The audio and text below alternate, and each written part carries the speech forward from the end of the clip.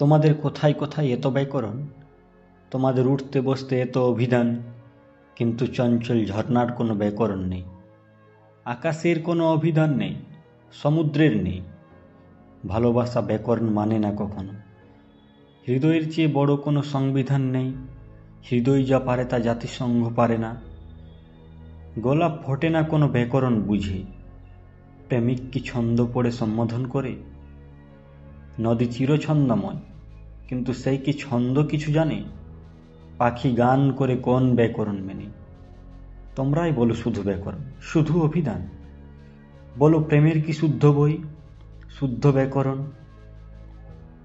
কেউ কি কখনো সঠিক বানান খোঁজে প্রেমের চিঠিতে? কেউ কি জানতে চায় প্রেমালাপ সরে না মাত্রাই?